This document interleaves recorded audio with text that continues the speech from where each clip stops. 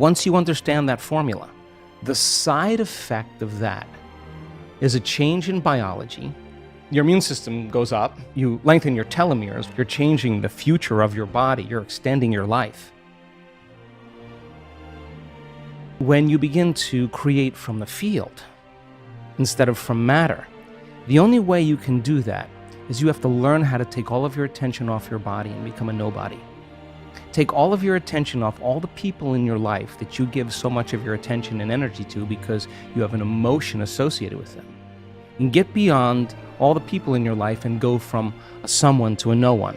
Now, if you've worked your whole life being a someone, or if you've been working your whole life thinking that you're your body, you're gonna have to work a little harder because that's your identity. Sure. Get beyond all the things in your life, your cell phone, your computer, your car, and literally go from something to nothing. You have to take all your attention off the place you work, the place you live, the place you need to be, the place you're sitting, and go from somewhere to nowhere. You gotta stop thinking about the predictable future and the familiar past and go right into the present moment and go from some time to no time. And if you do that properly, you become pure consciousness. And that's how you enter the field. Do we need a sugar pill, saline injection, or some false surgery or procedure to change our state of being? I mean, do you need some external influence? Because the sugar pill is a symbol.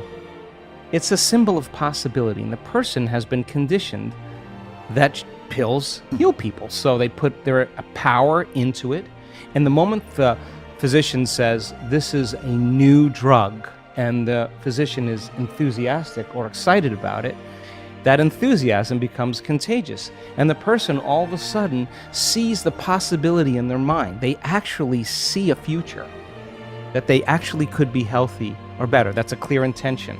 And when they feel optimistic, when they feel inspired, when they feel grateful, when they're changing their emotions or energy, they're combining a clear intention with an elevated emotion. And if thoughts are the vocabulary of the brain and feelings are the vocabulary of the body, and how you think and how you feel creates your state of being, about 5 to 1% of the people on the planet are born with a true genetic condition like type 1 diabetes. The other 95 to 99% is created from lifestyle or behaviors. Two identical twins sharing the same genome. One dies at 52, the other one dies at 88. Well, what happened there? It was the reaction to the environment that caused their genes to be switched on or upregulated to make a healthy protein, or downregulated to make a cheaper protein. And it turns out that when you're living in stress and living in survival, you're living in emergency mode, and that's not a time for growth and repair. That's a time to mobilize all the body's energy, all its resources, from some endangered situation, real or imagined, in their life.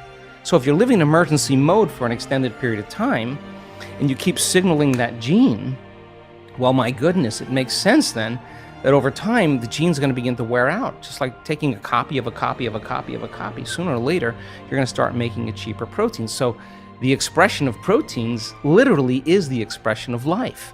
Is it possible then to signal the gene ahead of the environment? The answer is absolutely yes. Because if a person's waiting for their wealth to feel abundance, if they're waiting for their health to feel wholeness and gratitude, if they're waiting for their new relationship to feel love, they're living by the old model of reality of cause and effect. Teaching people how to self-regulate, they have no idea when they start changing their emotional states, the amount of biological and energetic changes that take place within them and all around them. So then develop that skill and get really good at this. Then for the most part, you wouldn't be so interested in so many material things. You would be interested in facing off with yourself every day and asking, what is it that stands in the way between me and my future? What is it that stands in the way between me and my connection to the quantum field? I think that's the real question.